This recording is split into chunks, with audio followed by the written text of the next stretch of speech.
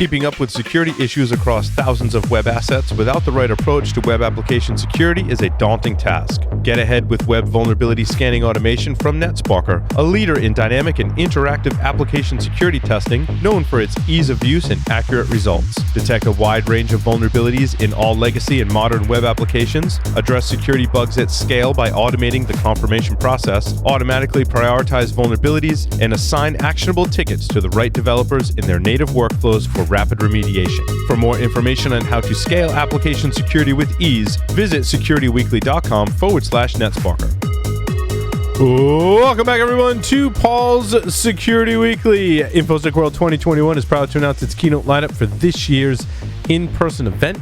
Hear from Robert Herjavec, plus heads of security at the NFL, TikTok, U.S. Department of Homeland Security, Stanford University, and more. Security Weekly listeners save 20% on a World Pass and main conference registration by visiting securityweekly.com/ISW 2021. If you missed any of our previously recorded webcasts or technical trainings, they are available for your viewing pleasure at securityweekly.com/on-demand, working on getting our next webcast up from our sponsor, Keeper Security, whom I was very impressed with. Did an interview on ESW, and I've spoken with them a few times, and I'm impressed with what they built. It's really solid solution for password management and password vaulting. So make sure you check out that webinar when we announce it. Now on to the security news, where, Leon, looking at some of your stories, I thought we had one in common, but it turns out that insider threat is like the thing of the week. Yeah. So your stories were a little depressing, if you ask me. Yeah, like your headline read, "A fired New York credit union employee nuked 21 gig of data in revenge." And I have to say, for people contemplating doing this, we read these headlines all the time, and if you're an exiting employee and you destroy something, usually you're tried and convicted. Like, it just saying 16-year history here at Security Weekly. If we're talking about it in the news, you likely have been tried and convicted. It's usually, I'm not saying all the times, and I'm not a lawyer, but a slam dunk case because you've caused damage. And they got the logs to prove it. And all fingers are pointing at you because you just left. And guess what? People probably know you left really pissed off. So it's not a good move. So the other reason I posted that story was the fact that it took 40 minutes. I mean, we've all got, I hope, exiting employee strategy for how soon we're going to disable their accounts. Right. But I don't think that we've got the interval universally short enough. I mean, I've heard people talk about disabling it in 24 hours or whatever. I'm thinking, no, it's got to be as the door's shutting on their backside or sooner. Even sooner, yeah. I mean, you just need to alias RM with LS or something. Yeah. Just something so they can't do any more harm. And I just, like I said, that was what jumped out at me, was the 40 minutes. And I'm like, damn. Well, if you're not federating the identities, killing someone's access is a huge pain in the ass. Probably most of us have at least been part of a process where you have to remove access for someone. It's not just like access, you can just turn off their VPN account anymore. What do you do with all their in-mail that's still going to be coming? Their email that's still going to be coming in. What do you do with their files? What do you do with their records, work products? It's a complicated issue. I know in Google Drive or Google G Suite, I should say, when that happens, which is an argument for federated identity, when you, revoke someone's access, it kind of walks you through, like, what do you want to do with their files? And it assigns a new owner to their files. But I don't think it automates where their email goes, Jeff. I've had to do that manually. I have to go in and create an alias. Usually that's somebody taking it over. Yeah. Pop quiz for you, Paul or Lee. What do you think the interlude for termination to revoking access rights for terminated users is in the PCI Data Security Standard? Take a wild guess. 48 hours? Okay, 48 hours. Lee, you have a guess? 1 hour? I'm thinking it's 1 or 2 hours. It's a short interval. it's a very granular requirement, and the term that they use is immediately. Oh, so hello subjectivity. Immediately. Yeah, I mean, but there's really not a lot of subjectiveness in that. Like, it doesn't say not. like as soon as you can. It says no, like now. Right. Yeah.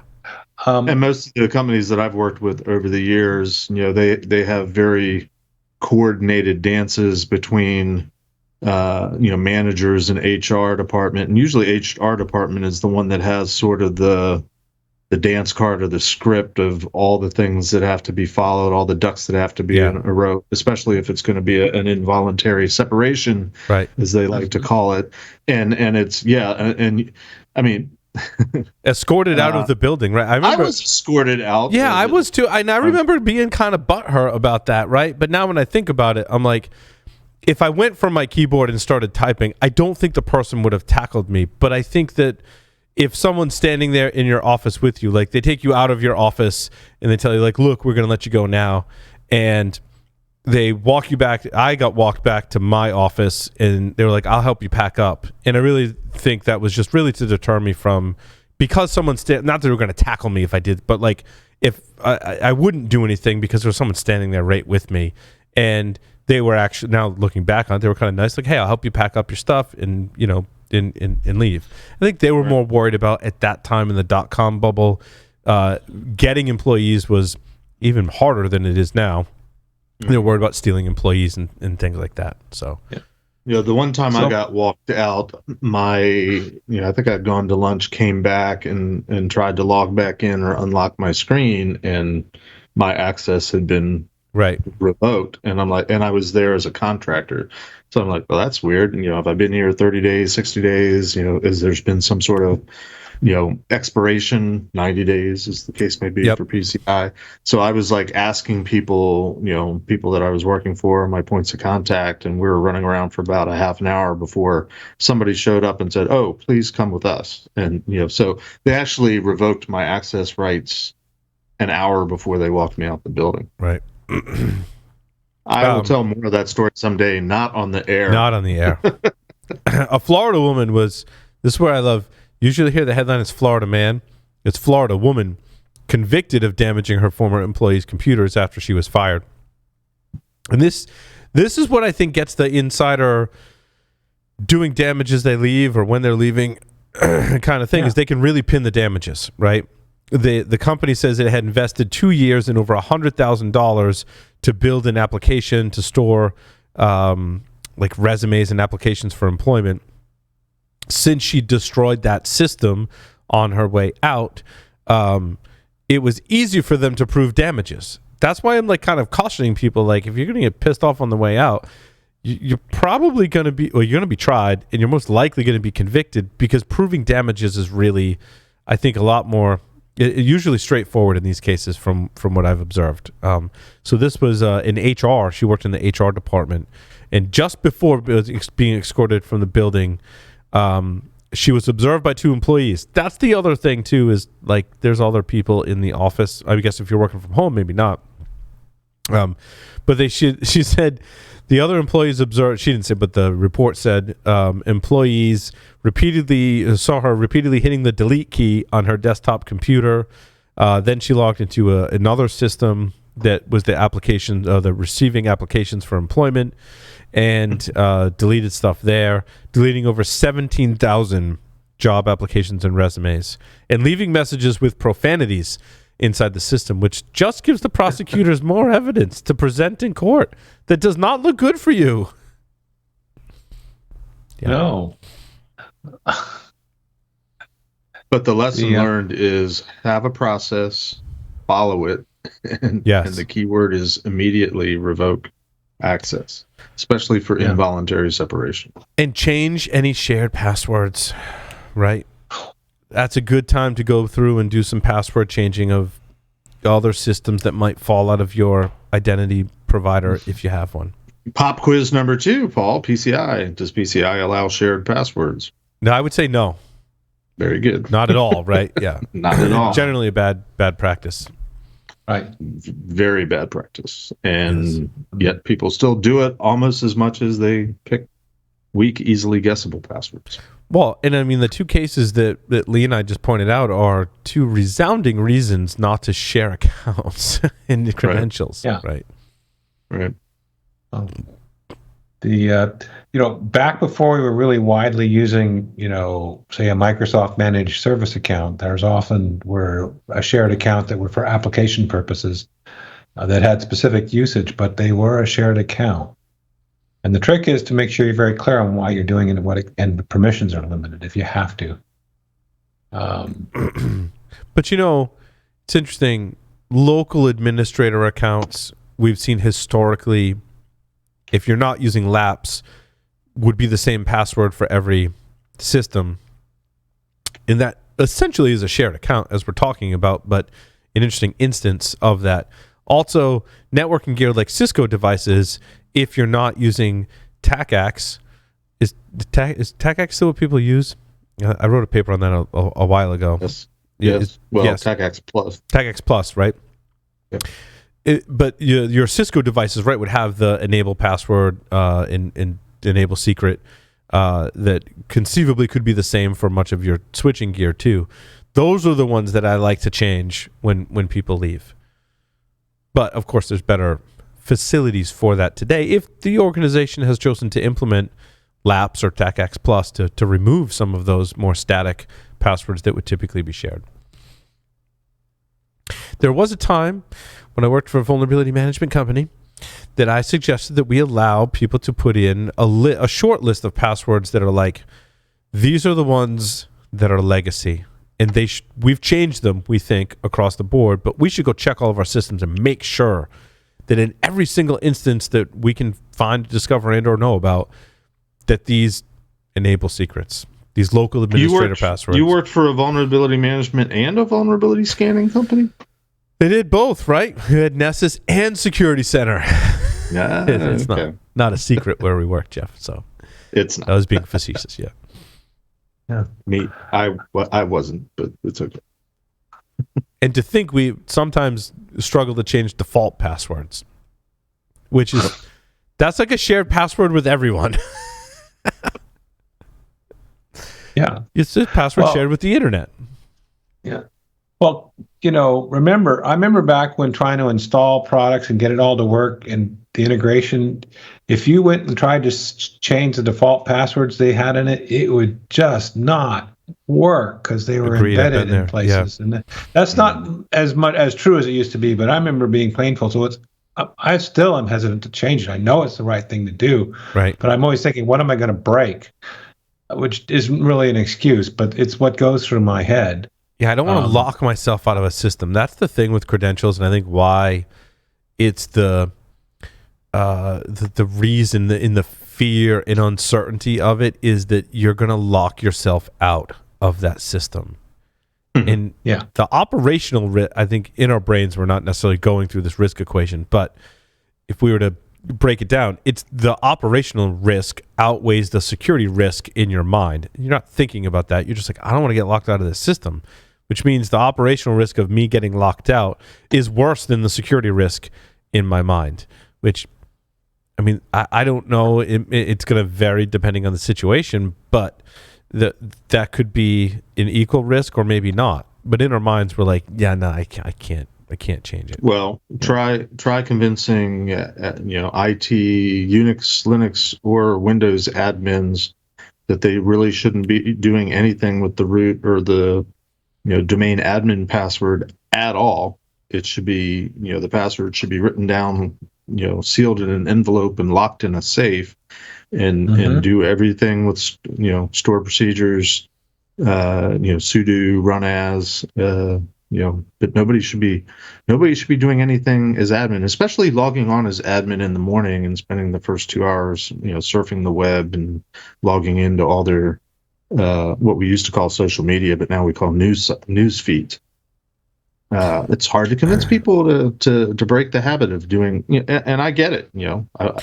There's some to say on Linux systems that it is more of an exposure to, especially when the Sudo bug came out, which we should segue into next, right? That we should not have sudo on Linux systems, that there should be regular users and there should be root.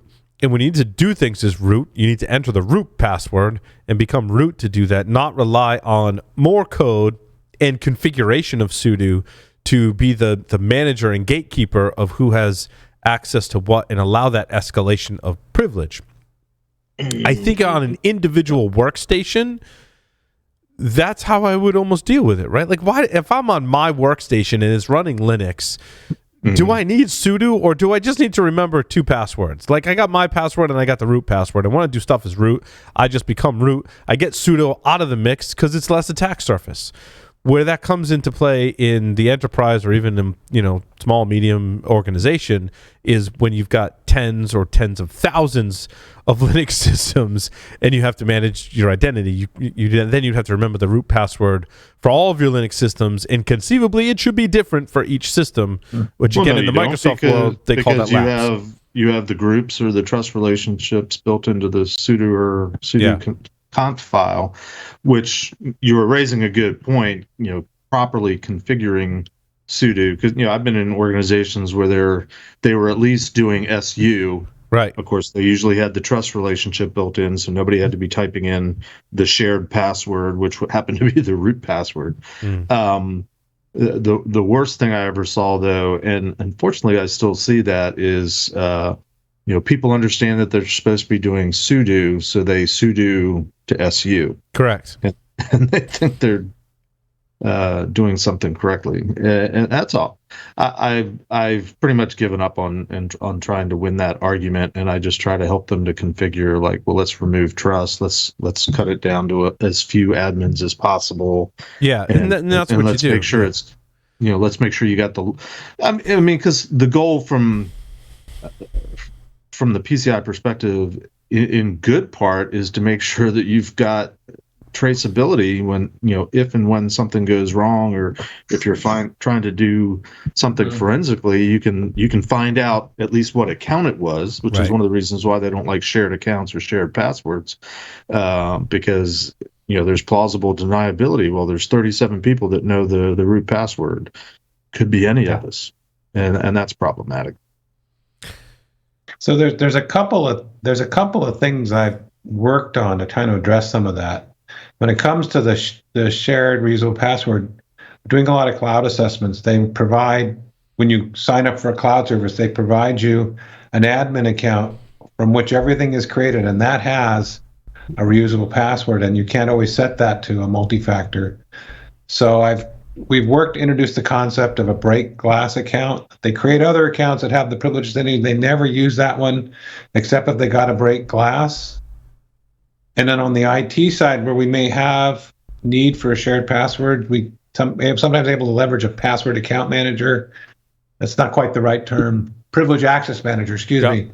That will change. You check out the root password and it changes it after you're done. Yeah. Or you check out the shared.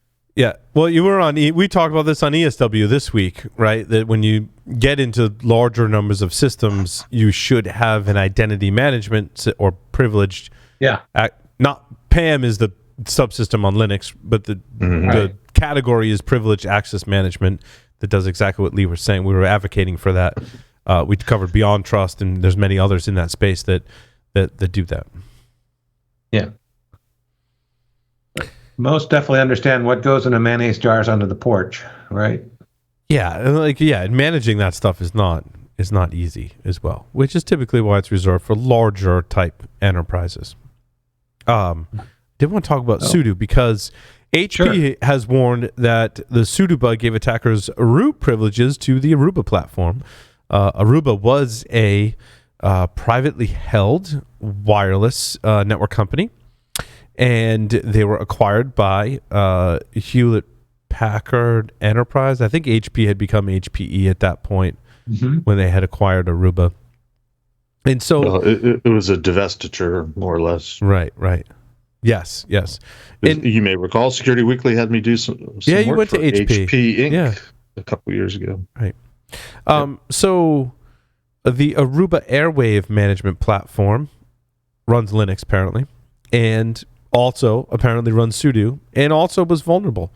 and has issued patches for it. CVE 2021-3156, which was, of course, discovered by Qualys. And what I'm questioning is, like, are you just discovering this or disclosing it now?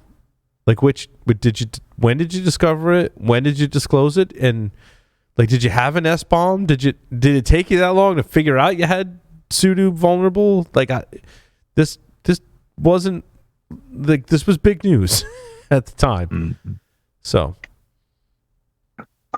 those are questions for which we can only speculate, pontificate. So, I mean, their workaround should be already done. I mean, it's basically saying restrict access to the management interfaces for your Aruba. I'm thinking, yeah, you would do that, right? That's something you should just do. Whether it's a Sudo vulnerability or not, you should just do that. Yeah, because you don't want somebody messing with your network. You don't want somebody messing with your ICS stuff. It's all got to be, or any of your OT. It's too risky because you don't know what vulnerabilities haven't been discovered yet.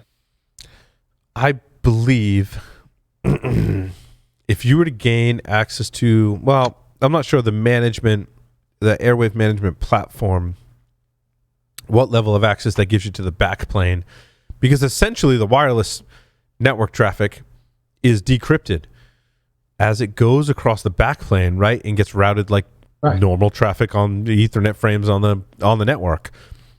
I would have ventured to guess, and I'm not sure if it like how separate the management plane is from the plane that actually is routing the traffic, or if they're one and the same.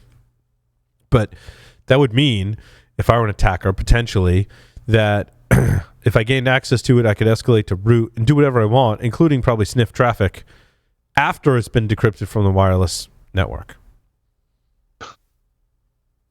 Which is no different from gaining access to a switch, right? An Ethernet switch, kind of the same thing, but still. Not a point in the network that you want attackers lurking in. No. Yeah. No.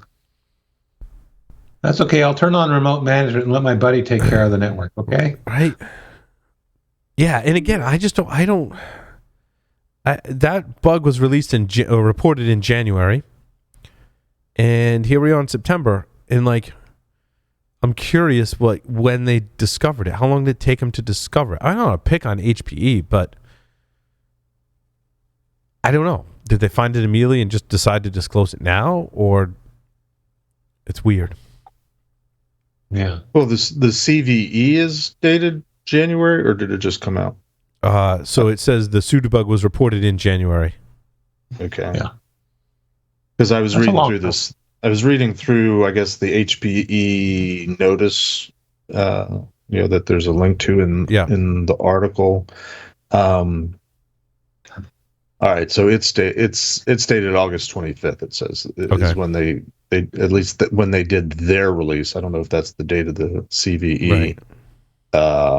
But I can tell you because I'm scrolling down. Funny that August 17th is when it came out. Unfortunately, you scroll down to the bottom to the fix, and there's no fix. It's a workaround, which might be part of the delay.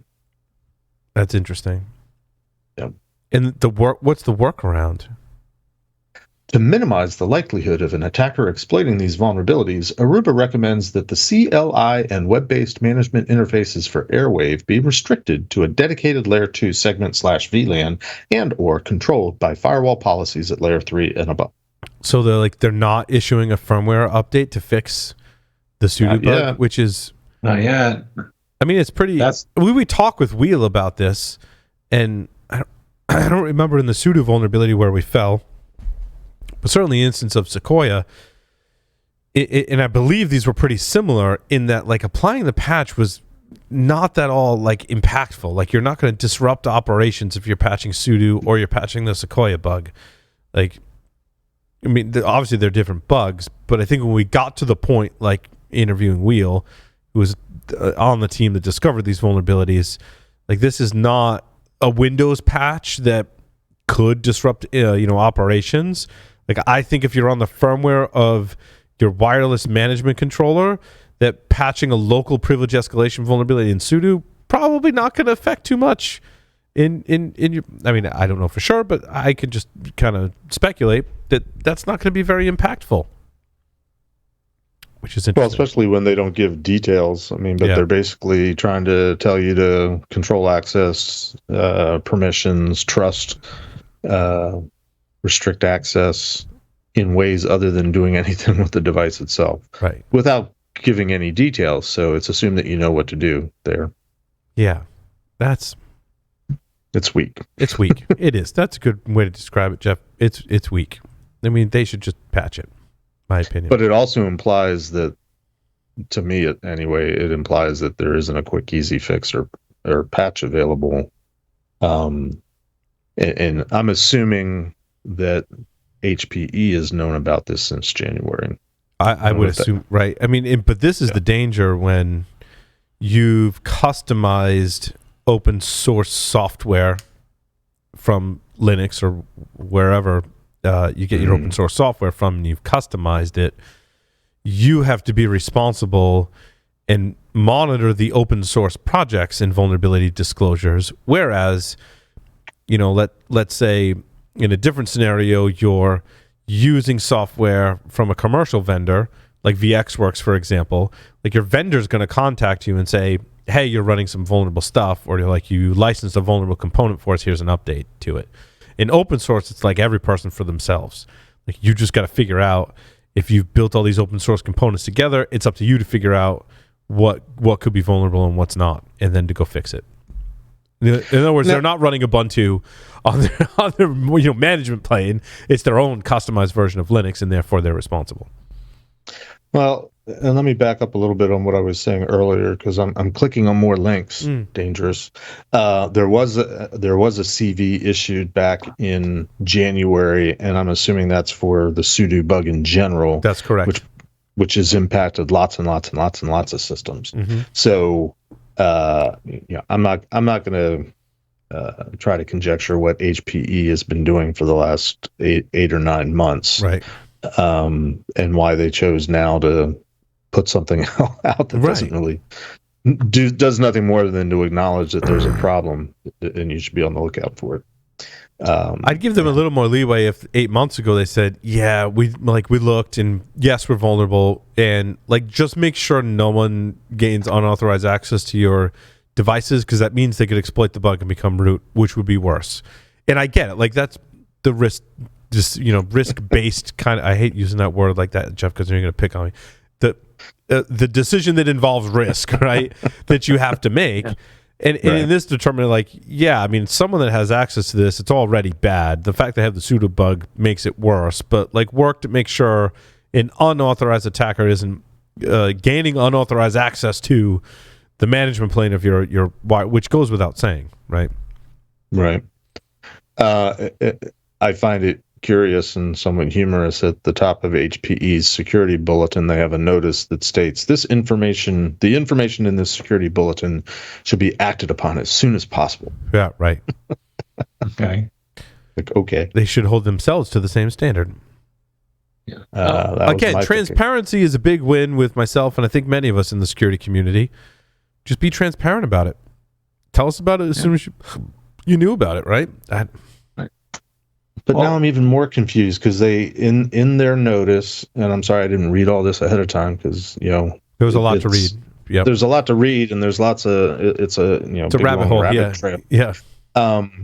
They in their security bulletin also cite saying they have a note saying information originally published in Aruba-PSA-2021-15, which is an Aruba product security advisory, and I click on that. And in that advisory, there's a statement that says that this, that as far as an overview, that Aruba has released updates to the Airwave management platform that address multiple security vulnerabilities. So maybe they have fixed something, and you need to either update or you need to limit access. So I'm a little bit confused in terms of there seems to be mixed messaging going on here. Agreed. I don't know who, other than maybe Security Weekly News, who is the watchdog that kind of tries to ride herd over all this type of sometimes misleading and misdirected information. Well, what goes through my mind with that kind of a set of disclosures is an incomplete fix. But like Paul said, full transparency is better. I mean, one of the stories I put in there, the QNAP once again has a vulnerability in their NAS, and they haven't fixed it yet. But they're telling everybody, hey, we know about the vulnerability. We haven't fixed it yet. You should, make sure your devices aren't publicly accessible, right, until we get it fixed. And they're not the only one, by the way. It just came to the top of my mind. Yeah, I think if you're rolling a custom Linux OS or firmware based system, that it's your responsibility to tell your customers, even if you haven't fixed it, like, hey, it has this vulnerability that was disclosed. Like, just FYI, we're working on fixing it, but it's there. Otherwise, it's up to me as the customer to go in and go, well, there were some vulnerabilities that were disclosed in Linux-based stuff, and I know QNAP is, maybe I don't know QNAP is Linux-based. Let me see if QNAP is Linux-based. Let me reverse engineer the firmware. Let me go see what versions of stuff that are running and determine if it's vulnerable. Like, no one's doing that. No one's doing that. That's why I think that's where SBOM, I think, is really important in this particular scenario. I'm having a brain failure because I read something today, and I wish I could quote it or cite it, where the company said, we have no plans to fix this. That should cause a different sort of reaction on the customer side. Right. I'm not sure if anybody's so comfortable that they can feel they won't lose customers with it. We're not going to fix this. No, it's just another risk-based decision that somebody made. Yep. On your behalf. More of a financial risk, perhaps. Well, here's another one. It's in one of Paul's stories. They said they're not going to fix it. Oh, I was going to segue to that when you read my mind, Lee. Let's do it. The We've home been doing security system that has lately. the issue. Yeah, go for it. So a smart home security vendor had some vulnerabilities. What is that smart home security vendor? It's a Fort something. No, it doesn't. What is your story number? I saw 17. 17. It's called Fortress. Fortress is, yes. They claim a popular home security system. I'm not sure what would earn that moniker, how many customers you need, but they say it's popular. And so they had some vulnerabilities that Rapid7 discovered. And one of them, the one that I was kind of focused in on this one, is that if a malicious actor knows your email address, they can query the API, which is cloud-based. That API would then return the IMEI for that particular device, which also serves that device's serial number. And with the known so with those two pieces of information, the user's email address and the IMEI, you can then query the API and disable the alarm system. So that was kind of interesting. And there was another vulnerability they disclosed on it as well, which I didn't write up because I was just, again, really focused on the that vulnerability I just described. Hold on, they revealed details. Hold on, we're going to get to the details. Well, while you're looking for that, if I can provide filler. RF signal replay attack. There you go. I find it kind of humorous, and here's an example of how not to respond to vulnerability disclosures as a vendor. Yes. Rapid7 talked about they contacted Fortress in May of 2021. Didn't hear back from them. Yep. They sent an email to the owner, and they used a email open tracker called TechCrunch. So TechCrunch did that. So Rapid7 and TechCrunch both tried to. Yeah. So TechCrunch is the one that sent them. And next, they heard from Fortress's lawyer saying, "This is false, purposely misleading, and defamatory." Yes. So Rapid7 disclosed this to the vendor on May 2021. They got tickets created in May. And then on May 24th, the ticket was closed by Fortress. And then Rapid7 followed up on August 18th, they created a follow-up ticket with the vulnerability details and the reiteration of their intent to publish within the 90-day window. We're talking about what the window was for Rapid7. Rapid7's policy is 90 days. And then on August 31st, they did the public disclosure. And we talked about this last time with Rapid7 and the other thing that we went through in here. It seems that they've got a string of just bad luck that they've experienced with some of these vendors, and I feel bad for Rapid7 in this. And I also feel bad for the vendors that they're not responding to Rapid7's request. I don't get it. I think Rapid7 had every right. They followed protocol. They opened up multiple tickets with the vendor. They were very clear about what the vulnerability was. If you read Rapid7's report about the vulnerability, it is absolutely, in my professional opinion, reproducible and absolutely a bug from what they've documented. And the Fortress is doing some hand waving, and now it's public. Yeah. Which just, like, I feel like we've taken 20 years step back in behavior from vendors. And Rapid7 just happened to hit on a couple of weird cases where disclosure. Well, there were the other one was with Fortinet. You know, they've got something with the Fort something companies, right? Fortinet sounds like more of we just established that as a miscommunication.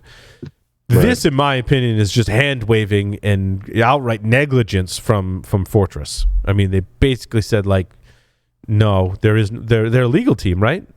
Was the one that, so TechCrunch then sent an email to the founder of Fortress with tracking enabled and saw through tracking that the email was opened, never got a response from the founder, but got a response from the legal team. And the legal team was like, the claims are false and purposely misleading and defamatory, which is a very legal response. Yep. I was actually chuckling because I was reading the title of the story 18 right under it. Yeah. Does a USB drive get heavier as you store more files on it? Actually, ... And I was thinking, wouldn't it get lighter? And then I opened it, and lo and behold, it gets lighter. It gets lighter. I don't know if we want to change gears on a lighter note. What? So the ones and zeros of your data are stored on transistors. When you save data, a binary 0 is set by charging the float gate of the transistor, and a binary 1 is set by removing the charge. So to charge it, we add electrons, and the mass of each electron is 0.0000000, like a lot of zeros, 91 grams. That means that what that means in English is that an empty USB drive, which holds mostly zeros, weighs more than a full USB drive, which has ones and zeros. And that, data, I didn't understand the whole weight thing, but I was just thinking, wouldn't a one be? I was just thinking about one is heavier than a 0. I've weighed them, the numbers. There's definitely.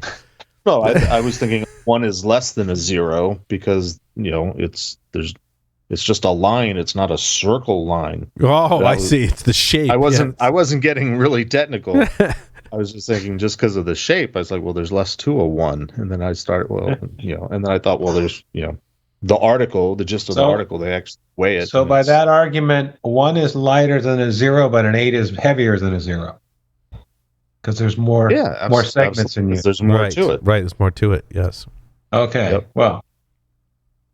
And it would depend on whether you're defining in computer terms a 0 is, an octal or an 8-bit byte, and so it's really 8 zeros, and what's an 8 in, that's 1 0 0 0 0 1 0 0? Is that an 8? I think that's an 8.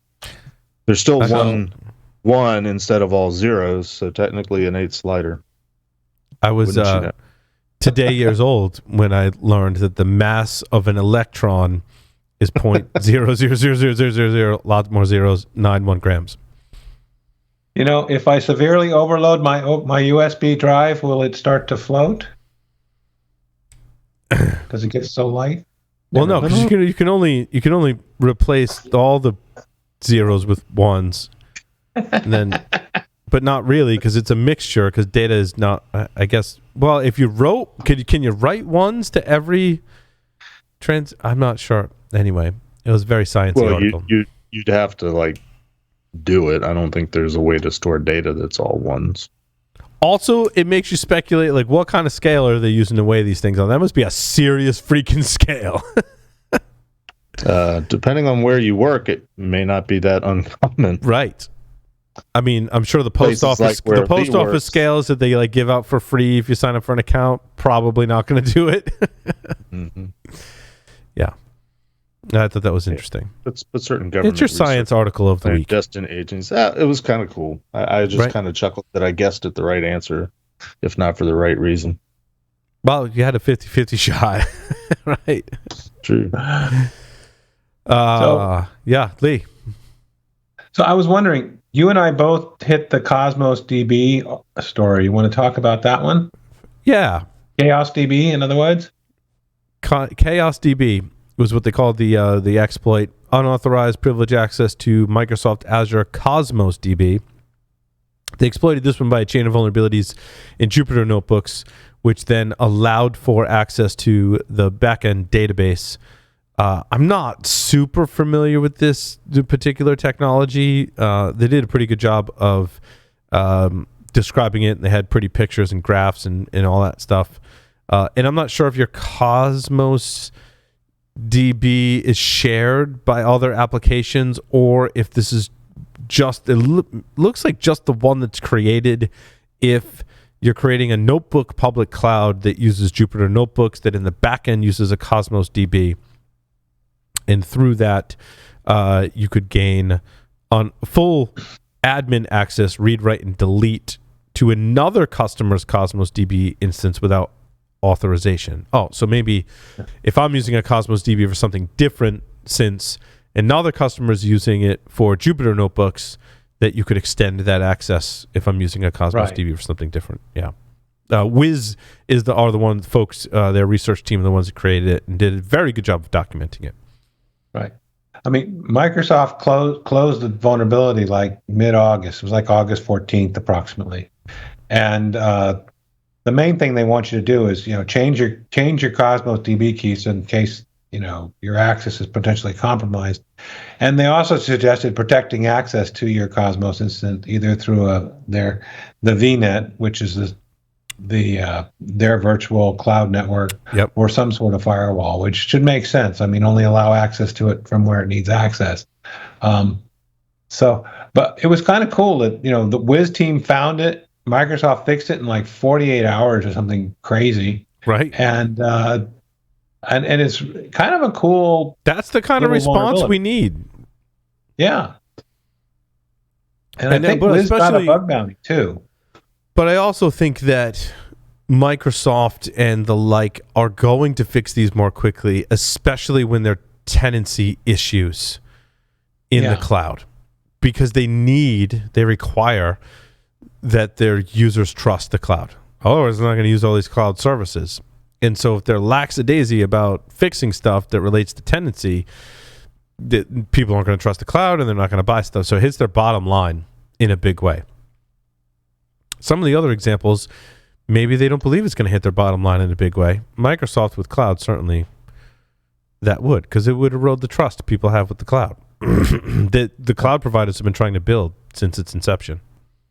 Right. Well, the truth of the matter is we know something is going to go wrong at some point. It's what happens that really matters. It's the response. Yeah, no one can build a perfect system in terms of security or even usability or reliability or performance or whatever. It's your ability to fix those things and how quickly and efficiently you can do that that really matters. Hey, Windows NT was a C2 certified secure system. You just couldn't plug it into a network. Right. Well, there's that. Just remember that. When early in the 90s, I was doing collaboration with some Russians, and they had a previous model for code development that code would not be released until it was 100% defect free. And they were government funded, so they had basically an infinite pot of money to get there. But it meant it was really hard to get anything delivered. Right. Teaching them the idea of incremental delivery of applications was really painful. And they didn't trust anything they didn't have the source code for, which is not a bad model, but it makes it very hard to use externally available products or other encryption or commercially available encryption. But we've come a long way. We got a lot more flaws, but we're getting a hell of a lot more stuff out the door now. And I think certain organizations are doing a better job of fixing stuff. Mm-hmm. Yeah. The problem is you got to know it's broken too. And I just saw my story about the NSO group. Yeah. Did you listen to the Darknet Diaries most recent episode on NSO group? No. Jack haven't caught it yet. He did like a full deep dive into the NSO group as a part 2 of his series that started with spies and involved Citizen Lab. And there's like really cool spy story, very vividly talking about a kind of a spy craft incident at a restaurant somewhere. Like they went into a lot of details in that. It was pretty interesting. But then also kind of segueing off of that part 2, NSO group was involved in that kind of spycraft in part 1. In this most recent episode, which is part 2, looks at what NSO group does, how it operates, they speculate why it might be interested in Citizen Lab. If you're not familiar with Citizen Lab, they do kind of investigations into nefarious things that are happening on the internet. Involving different types of groups. Awesome. I'm not sure how they're funded, but really awesome research. You should go check it out. We cover them on the show sometimes as well. But in Jack's episode, where now Jack was not able to get anyone officially from NSO Group, that is an Israeli company that basically makes software so you can spy on people.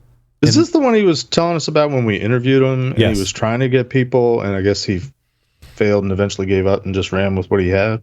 I think he says in the episode he tried for years. I think it's years to get someone from NSO Group to talk. And I think he mentioned that when we interviewed too. And what he ended up relying on was any other interview that the NSO Group did.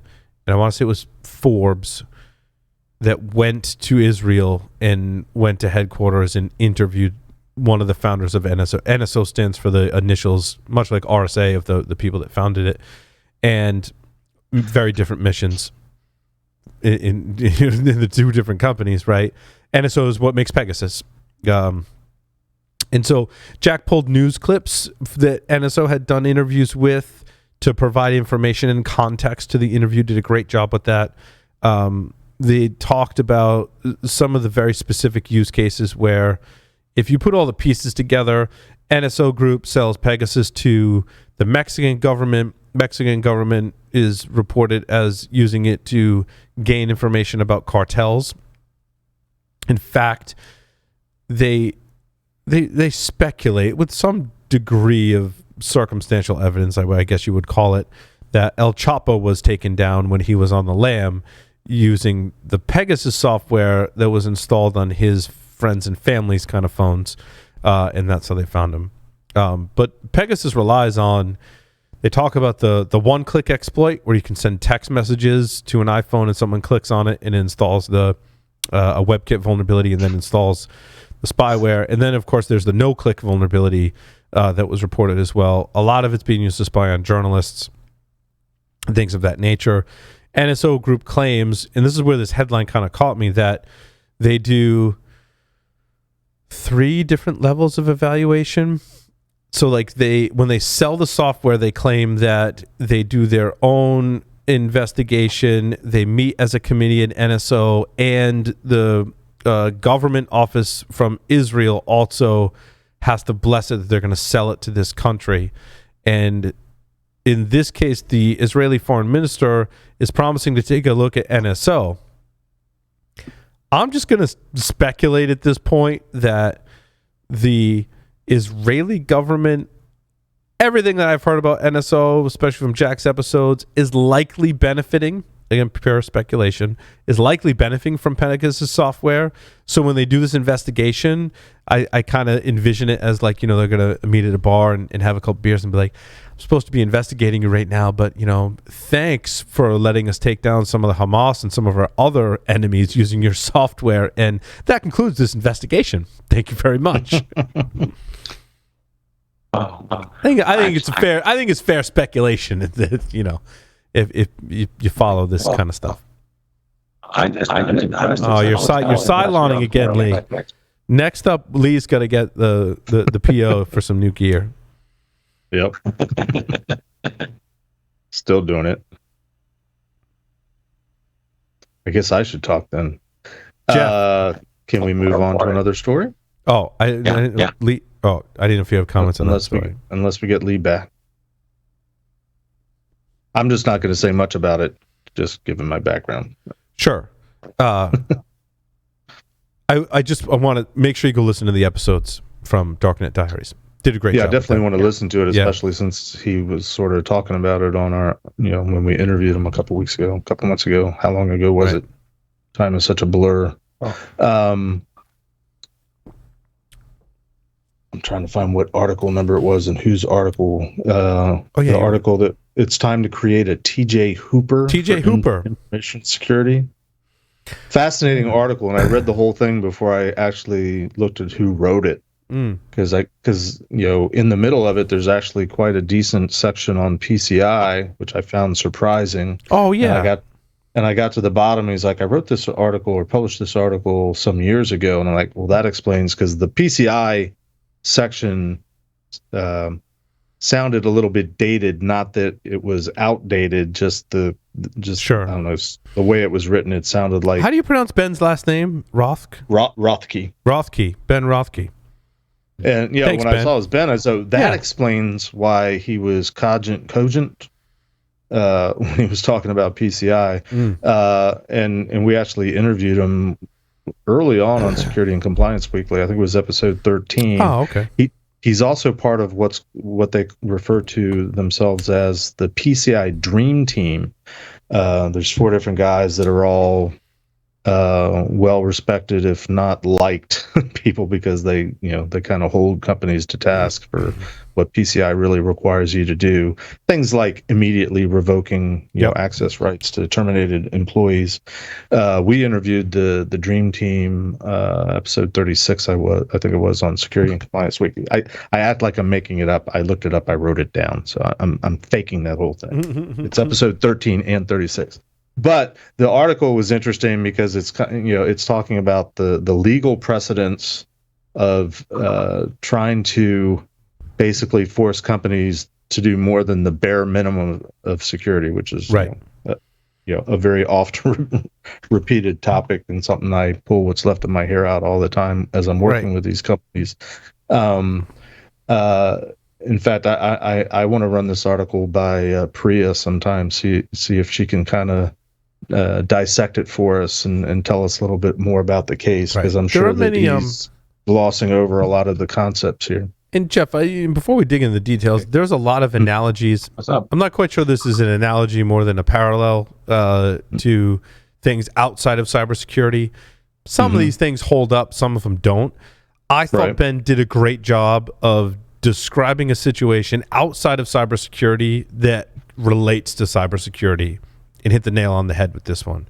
Because a lot of these analogies kind of like someone talking about kung fu or hip hop. Some of the don't really. This one was really good, and I had not heard of the case, but apparently I've not heard of the case either. I don't know if you want to take a stab at sort of summarizing it. Sure. I liked the case because it was very well written, so you could read it and understand and easily, I think, relate it to cybersecurity. So TJ Hooper was the case of 2 tugboats. They were towing the barges. The barges sunk, and the question becomes like, in a storm.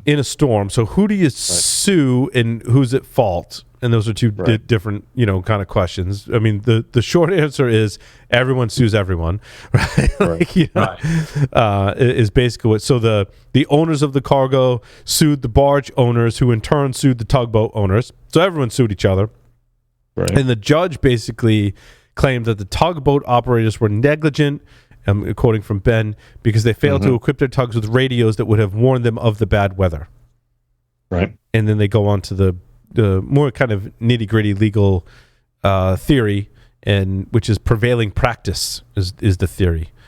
Because there were no other tugboat operators in the area, were using radios, this constituted a standard of care for the industry.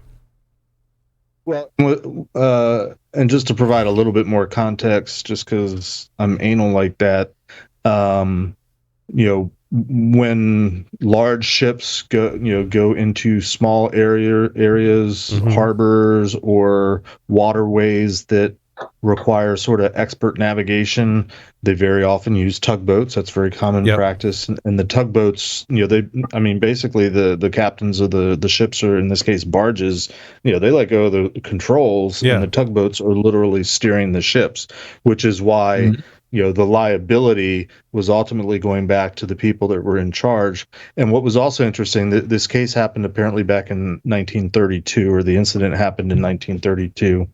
I forget which one it was, but a long time ago, almost 100 years ago. And while radios existed at that time, they were not yet, and some tugboat operators had them. It was not, to use one of our fun terms these days, they were not ubiquitous yet. But if I'm summarizing correctly, because I don't want to throw a lot of the legal terms, although I'm fascinated to hear like Priya explain this to us sometime.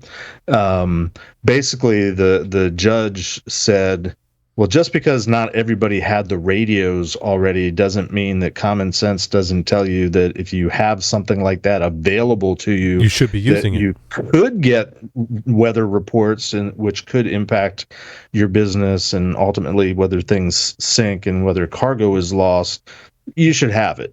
So don't use the excuse that, well, not everybody's doing, which is a great analogy. Yeah, it's interesting precedent. Like, you were hacked, or your ships, your cargo ships that you were towing sank because you didn't adopt the technology that could have prevented that from happening. Whoa. Right. How about that for a parallel into cybersecurity? Yep.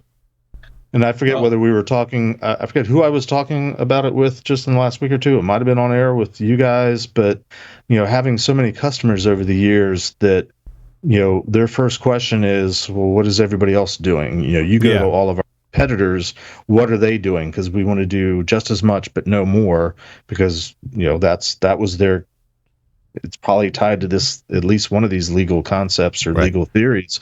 I'm sure they don't know that. I'm sure they weren't familiar with this case when they say that. No, not the case, but the concept of security best practice is doing what most people are doing or not doing, and then you think you're good.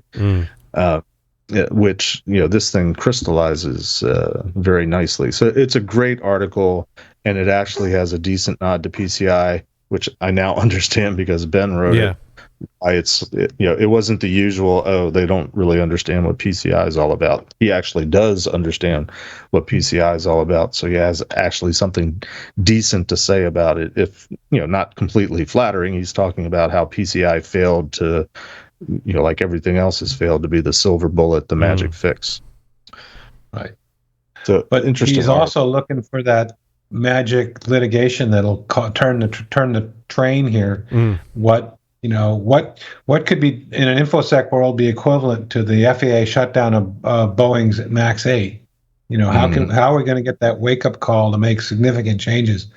I'm not sure that it maps to InfoSec the way it does to physical, like the tugboats or the airplanes.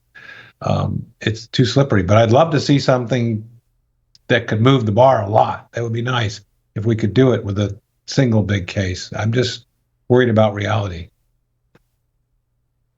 Well, I mean, historically, in my experience, but I think it's historically, most of the companies that take security seriously, the ones that we know about, the ones that we encounter, they didn't get there, voluntarily and being altruistic because they wanted to be good corporate, global citizens. It was because they were breached, or in some cases because there's, regulatory compliance that requires them to do it. But most of the time, it's because they suffered a pretty major breach. Because I think he even brings up, which was another thing, which, not knowing who the author was, I was finding surprising, because he was citing TJ Maxx and Heartland and a couple other companies that were, breached back in, sort of the first wave of major breaches back in the mid 2000s, where tens of millions of records and in several of these cases, financial credit card type of records were stolen. And the point he makes is, and these companies got away with it essentially largely unscathed, in the grand scheme of things paid very little in fines. I could argue whether that is a true statement or not, depending on you were one of the people that got fired from TJX as part of the cleanup and after the math, or Heartland, or any of the other companies that they mentioned.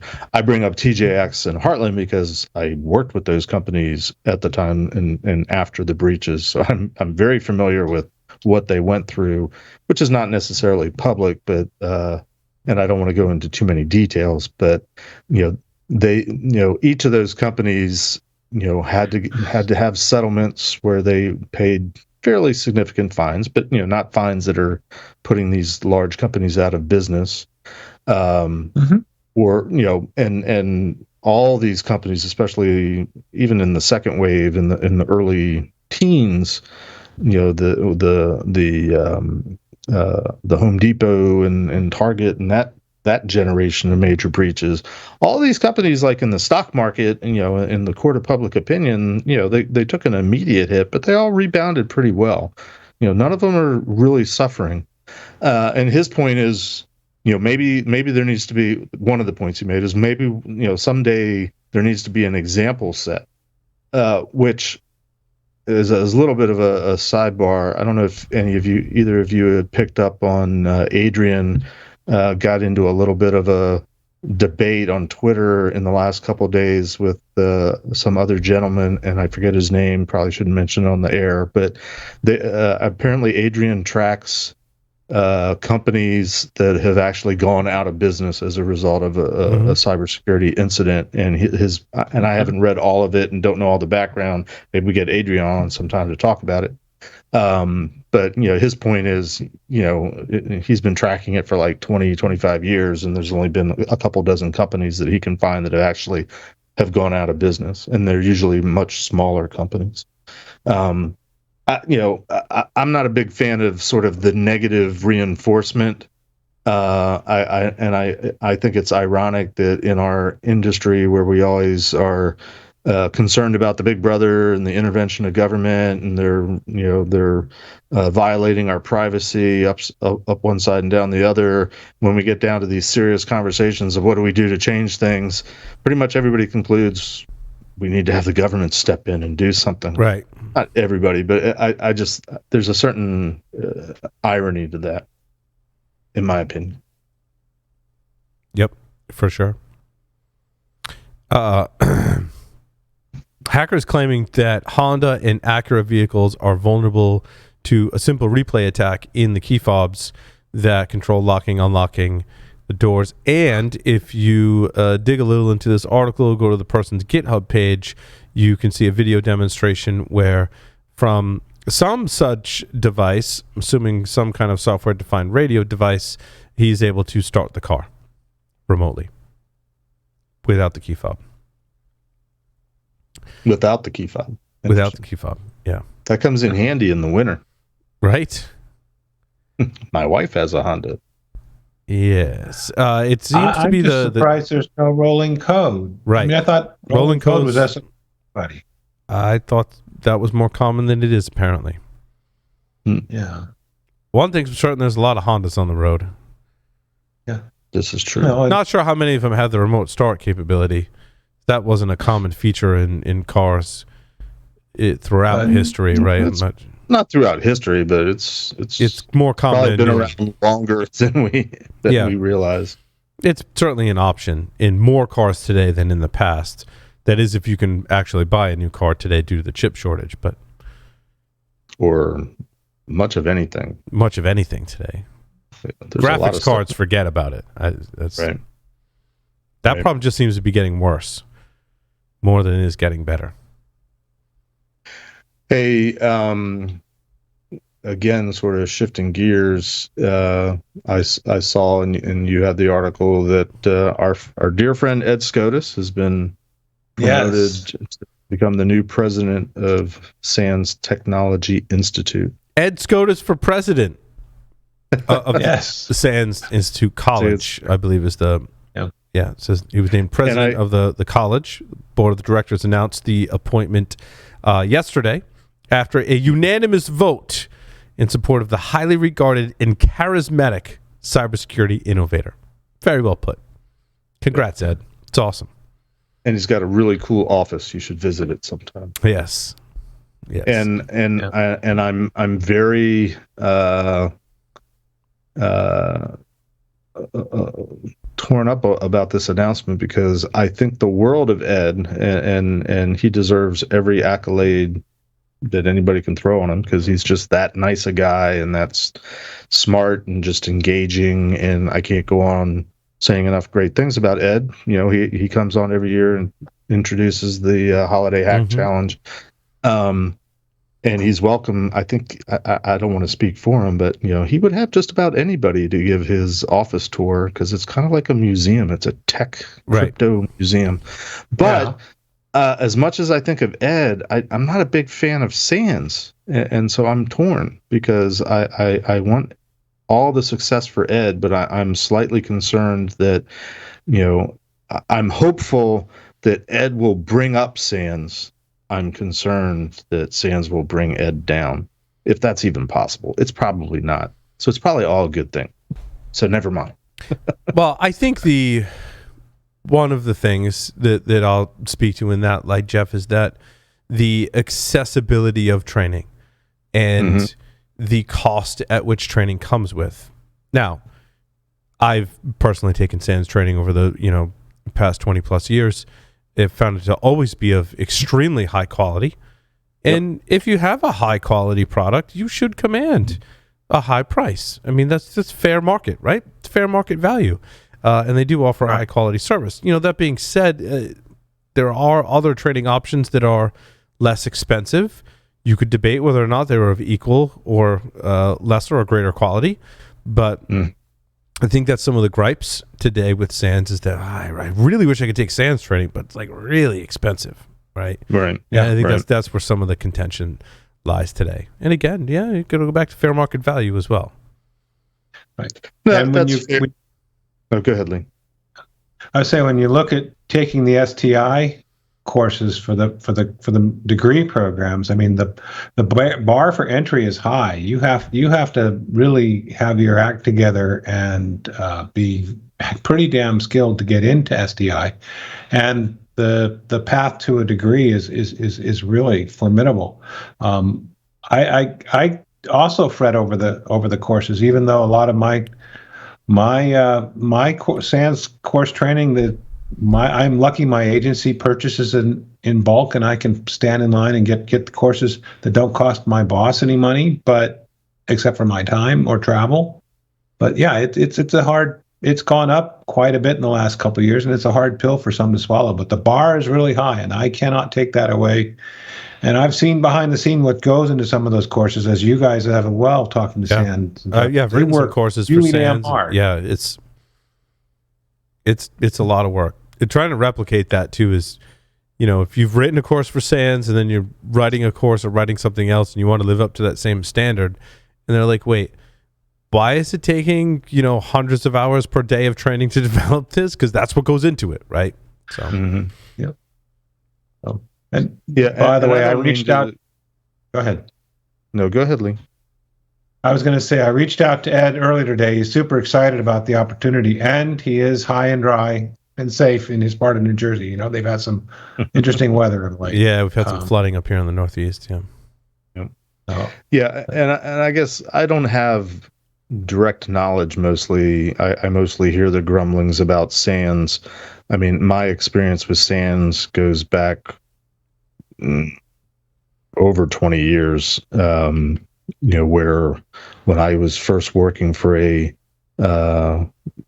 effectively the first company out of NSA doing vulnerability assessments, pen testing and stuff like that. And, they used to put out a poster and they would name companies, and all the different, technologies and fields and whatnot. And, our company was listed, but we had to pay to get on the list.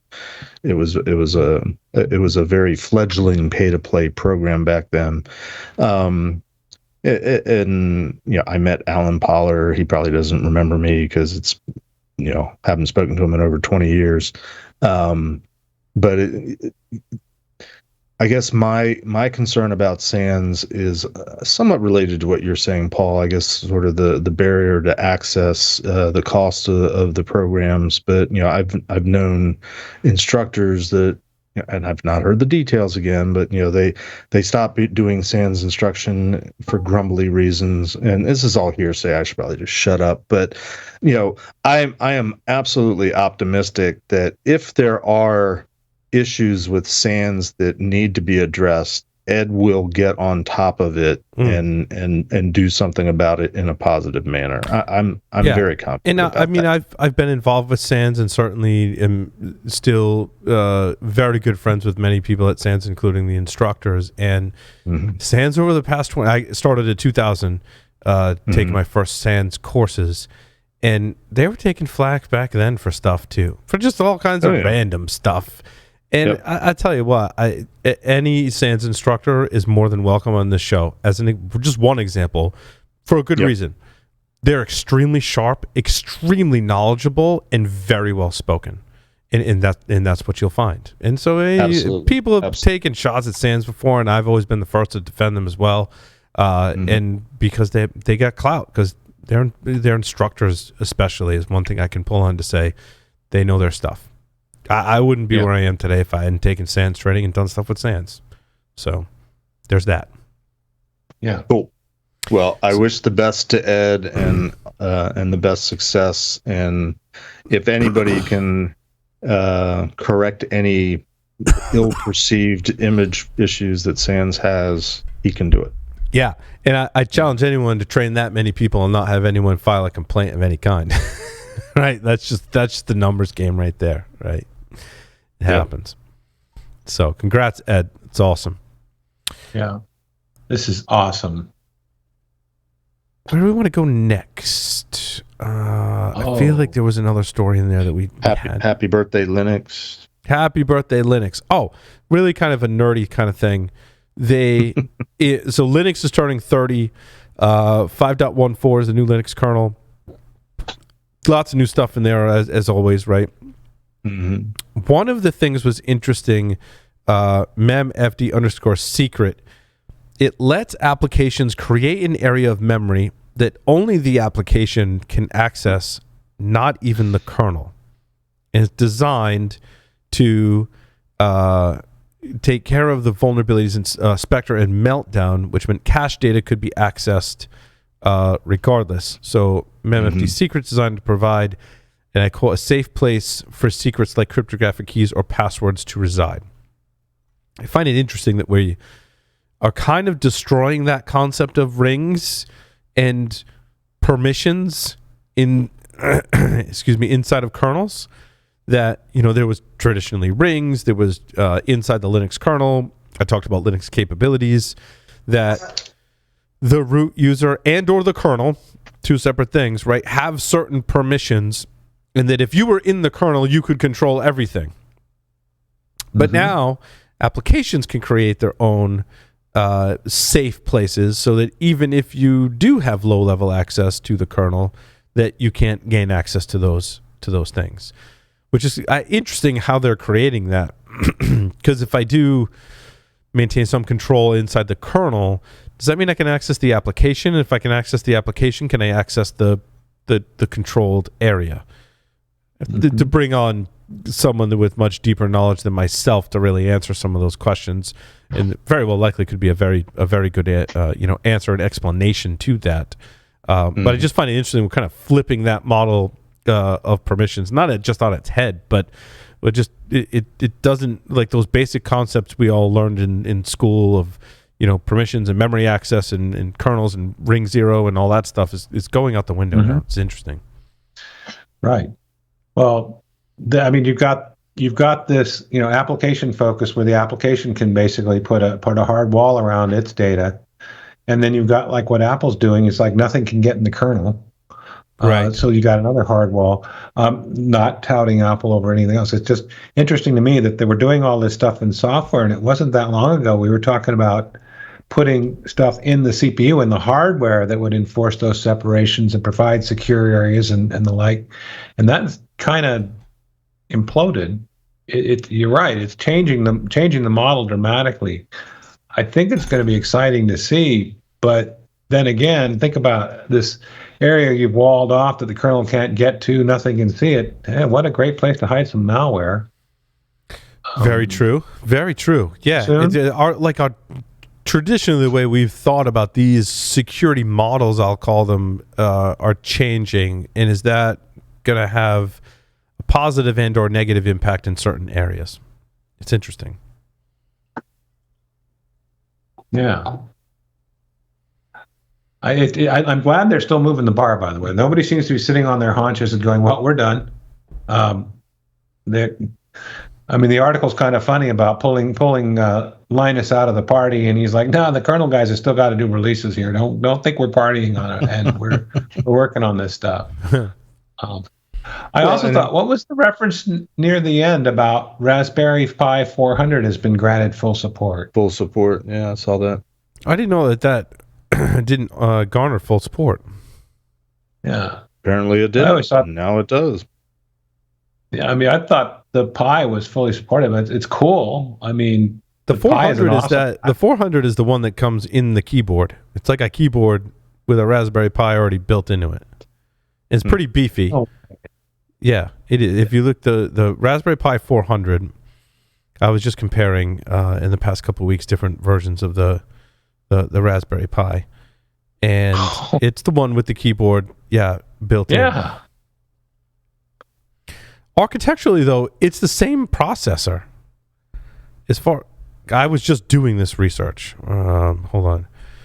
Raspberry Pi. If you Google Raspberry Pi comparison chart, because I can never keep it straight in my head, the first Google result is a comparison, and so the 400 is still a BCM 2711, which is the same as the Raspberry Pi 4B.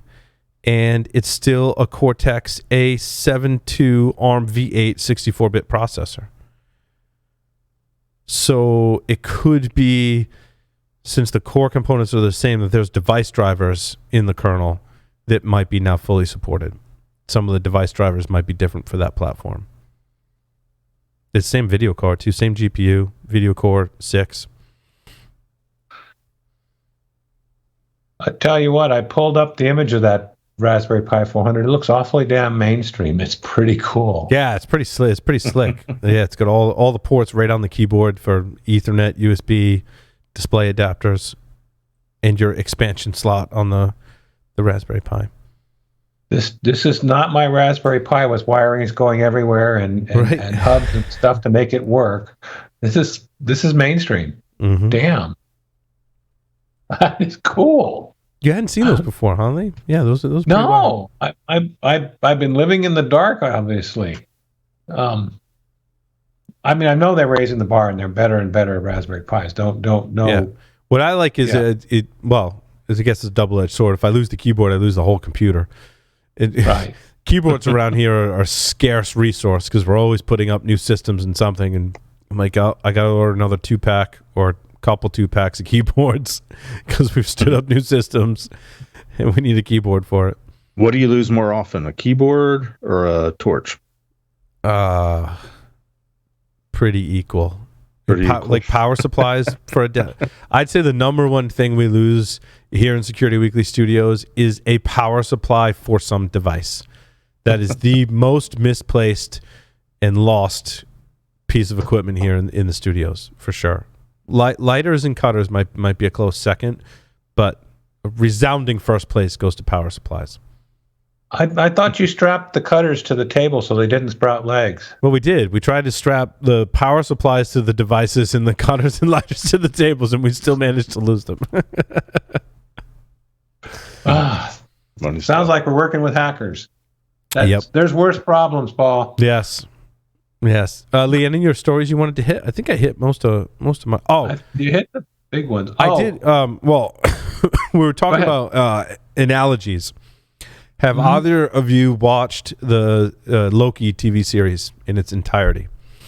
No, it's on my list. Okay, if you haven't, don't read my story number 3 if you haven't watched the whole series. Once you watch the whole series of Loki, then you can read my story number 3, which I didn't write. It's someone else's article. Gotcha. That spoiler alert. Yeah, kind of relates the entity, one of the entities in the Loki TV series, to the SOC. And I'm not sure how much of a stretch it is. I mean, it made sense when I read it. I've of course watched Loki, and basically, my question was, does the TVA is just like a SOC analogy hold up? So you can read that and make your own determination, provided you've watched the whole series of Loki. Then go read that. Well, I mean, we don't have to talk about. There's a couple more articles that I think are worthy to point out, because somebody was saying on, I forget who it was, I apologize, on the Discord, there's so many great articles. How do you guys choose? So just to highlight, and I forget who even posted, there's one that's how to secure your AWS infrastructure. Almost all of my customers these days are doing something in the cloud, and I think everybody's wised up to the fact at this point that, it's not simply enough to just kind of throw it to the cloud and think everything's done for you. This is a pretty decent article that just talks about all this security. Not even sure what the right AWS terminology services and products. IAM policies that are built into it. Duty is a service. I'm immersed in all this stuff right now and looking at the output and as a testament to PCI data security standard, those that claim that the rules are archaic and aren't written for the cloud. Yes, they're not written for a cloud. They're written for a traditional network architecture. But the principles that you're trying to protect against, prevent, things that you're trying to do, you can do them here. And very often it takes these tools that AWS now offers.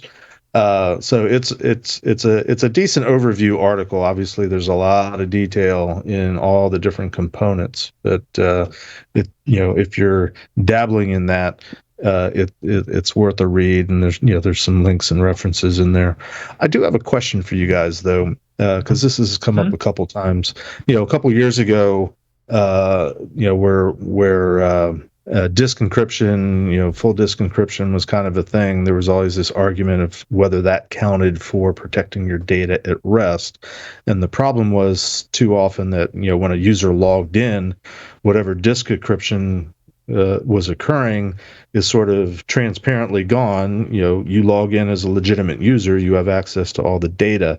And I see similar parallels to the encryption of containers, the encryption of VPCs, not to pick on AWS, just using them as an example, where they offer sort of what I would consider the equivalent of sort of full disk encryption, full container encryption. In your opinion, are they doing it any fundamentally different, architecturally different or better, or is there still that sort of issue with, but if you're a legitimate authorized user, you can still see your data? Interested to get your opinions one way or the other. Are you talking about AWS specifically? Only because of the article here. I don't know that cloud or Google Cloud or Azure are doing. I'm assuming they're doing similar things. I've worked more recently with AWS, but conceptually, is securing a container, for instance, and claiming that all your data is encrypted, is that similar, analogous to full disk encryption, and does it have similar problems in terms of sort of authorized access and the encryption and becomes sort of transparent or non-existent, or architecturally, technologically, is it different in a cloud or container environment, and it's not as much of an issue?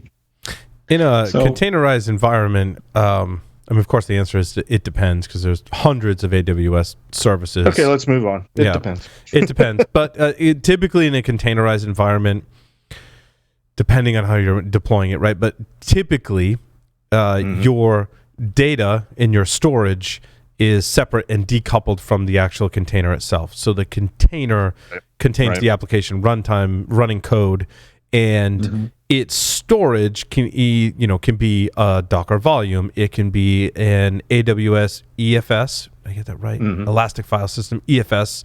It can be S3, or it can be a combination of those three. Right.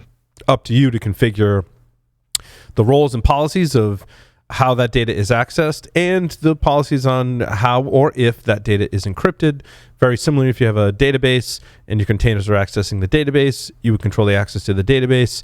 And in RDS, I haven't looked into like exactly how it works, right? But there's like a checkbox like encrypt the database.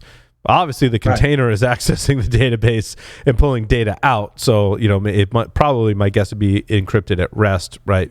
But the containers applications can still access it. So based on my limited experience with AWS compared to a lot of other people, that's what I found. Lee. So go ahead, Lee. I mean, there's three places you want to worry about encryption. You want to worry about encryption at rest, encryption on the net, and encryption in use. That's in memory. The cloud makes the first two really easy. You can just turn it on. You don't have to worry about it.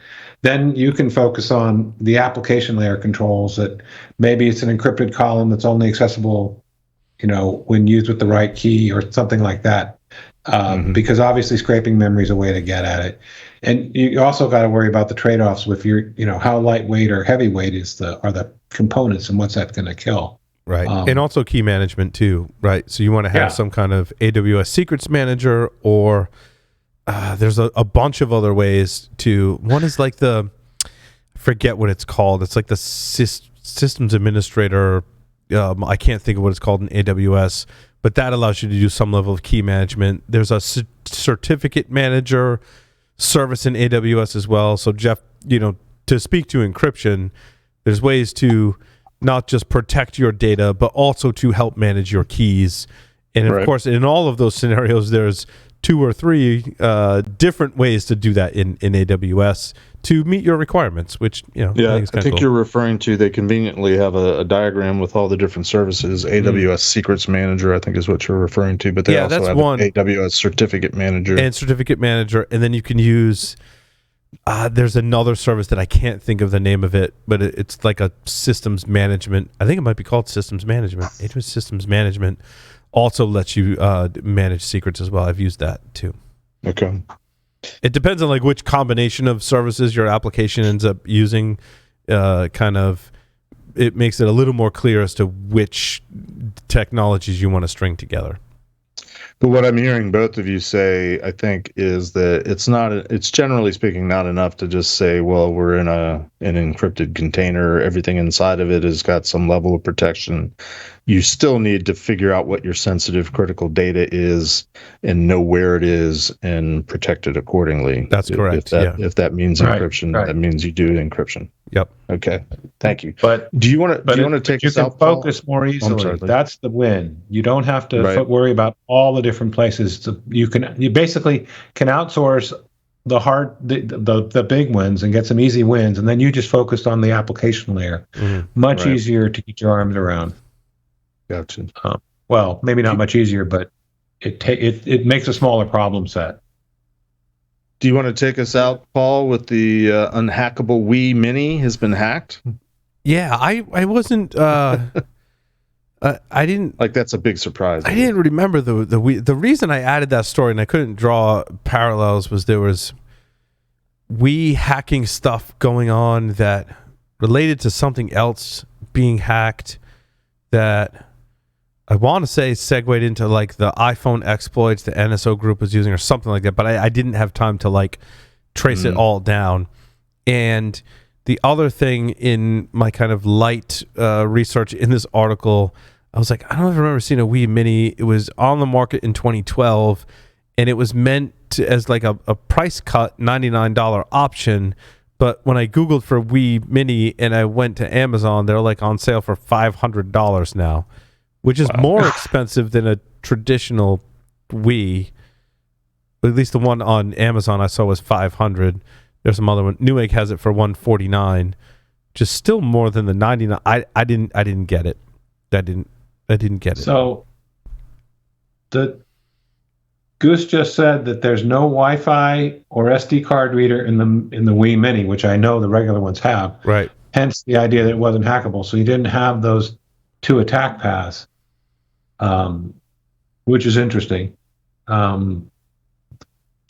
I always the term unhackable always makes me kind of laugh or cringe, depending. I think those always seem to fall by the wayside. Oh, right. This was like it reads a CD or DVD. Yeah. Right in the Wii Mini, yeah. And it's red and black. Yeah. Oh. Well, it's obviously unhackable. It's red and black. Right. It is a kind of cool looking device. I mean, it is kind of neat looking.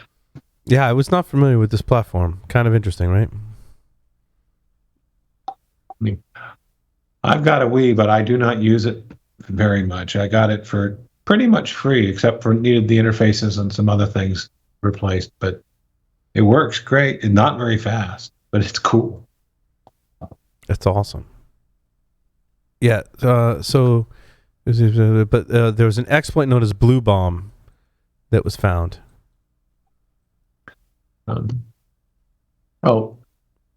Exploit that takes advantage of a flaw in Wii and Mini Wii's Bluetooth libraries. Right. Nice. Looks like you can get a Wii Mini on eBay for about $60. Yeah. Yeah, and yeah, so there's an article from 3 days ago that talks about the Blue Bomb attack.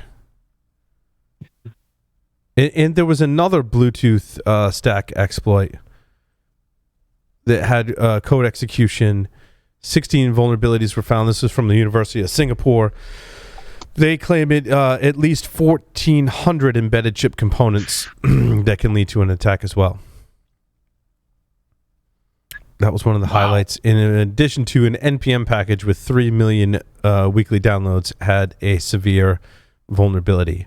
This was in the pack resolver package that accepts JavaScript proxy configuration files and generates a function for your app to map certain domains to use a proxy. I'm reading from the Ars Technica article. So ones to kind of go read on your own. Yep. When Larry's, I'm sure Larry is probably, I think, more familiar with the Wii Mini and the Bluetooth vulnerability. So we'll make a note to ask him. Yeah, when he comes back on, talk about that. Sounds good. Awesome. Well, thank you everyone for listening and watching this edition of Paul's Security Weekly. That concludes the show for this evening. Over and out. Oh.